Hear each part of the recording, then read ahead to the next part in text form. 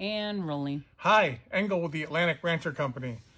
Coming to you from our shop today. Going to talk a little bit about our brand new collection of cotton polos, cotton long sleeve pullovers, and our cotton t-shirts. You've heard me talk about this in prior videos, specifically about, why do we believe our t-shirts and our long sleeve pullovers are superior to what's in the market today.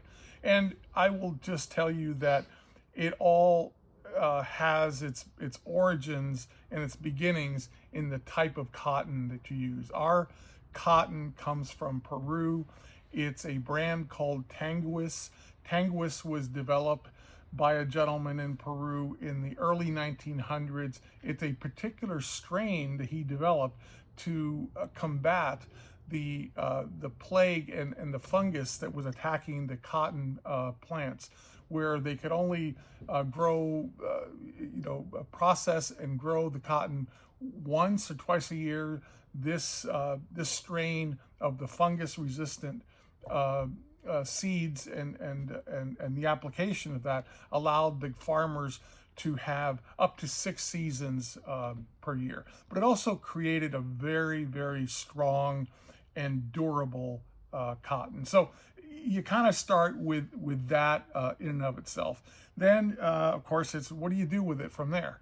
There's a lot of ways you can go. The least expensive way is called a open-ended carded cotton, which has the least amount of processing, the least amount of touching to it, all the way up to what we do, which is a cotton that is ring spun and then combed. So you can have just combed cotton, or you can have ring spun combed.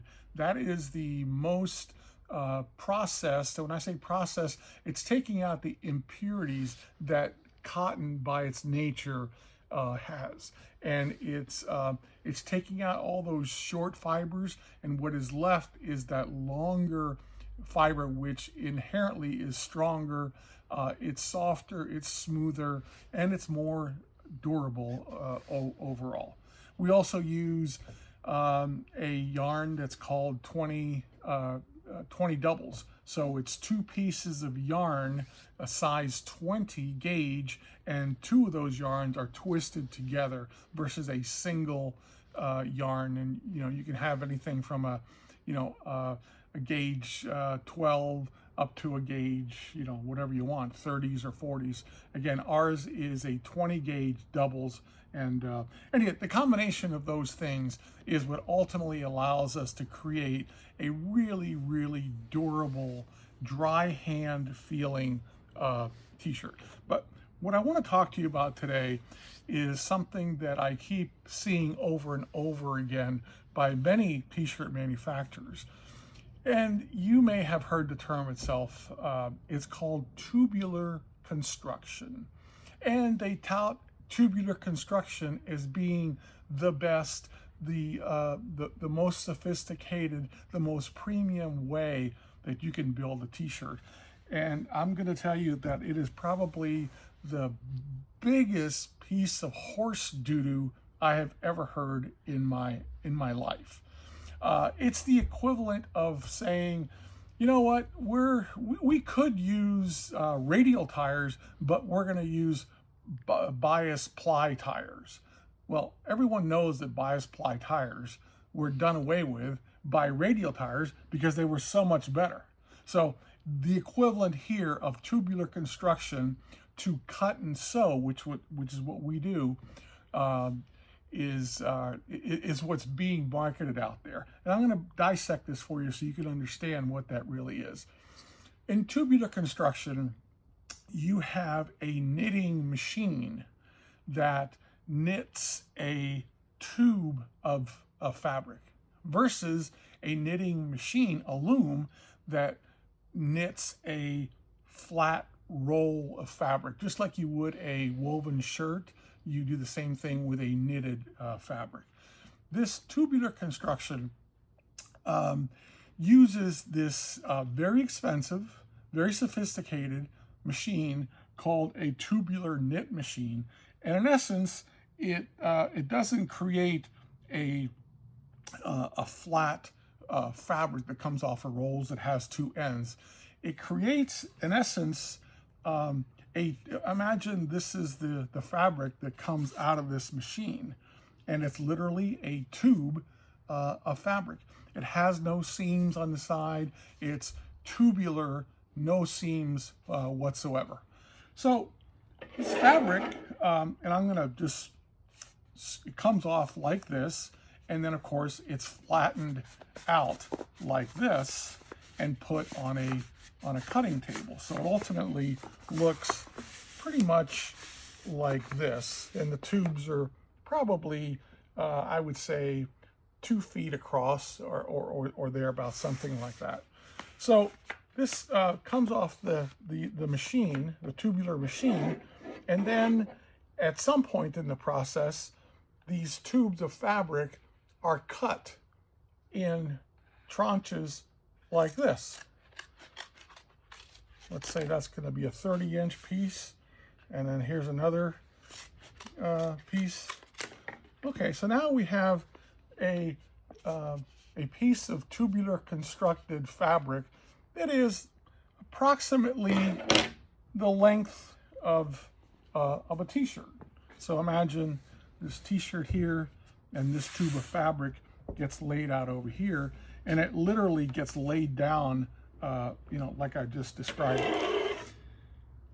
Then you come along and you go, okay, well, let's make a t-shirt out of this. How do we do that? Simple. We lay across a pattern, and what we do here is we cut.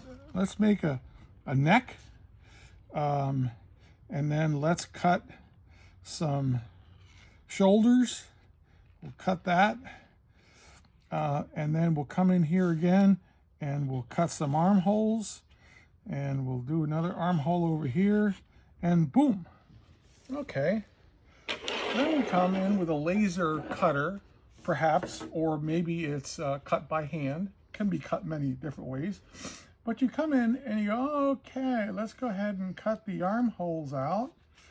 Boom, let's cut the shoulders out. Let's cut the other shoulder out. And we need another little armhole over here. Cut that out right there. And of course, we got to have a neck. We couldn't have a t-shirt without a neck now, could we? Okay.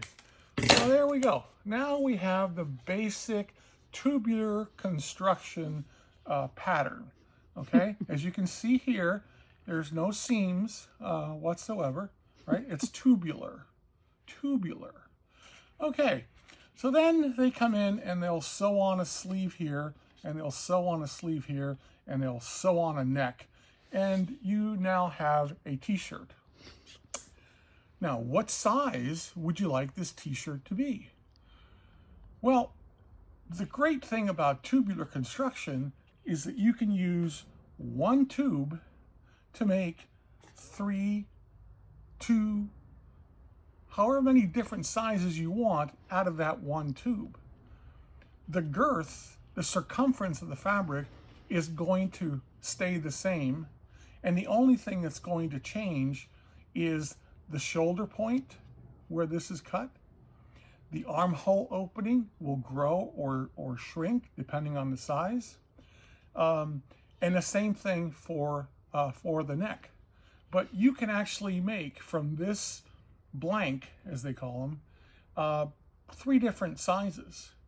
Now, they do this because these tubular knit machines are really, really expensive. So instead of buying a machine for an extra small, a machine for a small, a machine for a medium, and so on and so forth, they'll just buy a machine that's in the middle. One machine to make an extra small, a small, and a medium. Then another machine will take off from there, and it will make the large, the extra large, and the double XL. So 2 machines allows you to make 6 different size t-shirts. The other thing that you'll see here is that because there are no seams, the wonderful benefit, so they say, of tubular construction, This comes down straight as just like a tube. Not there's no dimensionality that's created here to account for the normal size of a human torso, which is going to be wider here under the armpit and narrower as you come down. When you make a cut and sew t-shirt, you're actually working with two different pieces of fabric like this. You have a, let's say, a front, and you have a back. And what you actually do from here is you lay out a pattern, and you actually you trim it like this, and you trim it like this, so that it's going to have a shape that is modeled after the shape that you want. The same thing is true for the neckline, the shoulder, and the armhole opening. Then what you do is you actually use a sewing machine and you stitch the front and the back together. It's called cut and sew. This results in a much better, ultimately much better fitting shirt. You're not going to be wearing a bag, in essence, that is the cookie cutter equivalent of making a t-shirt. So I hope I haven't confused you. I hope I've been able to shed some light on the fallacy that's out there about the wonders of tubular construction. Thanks for listening.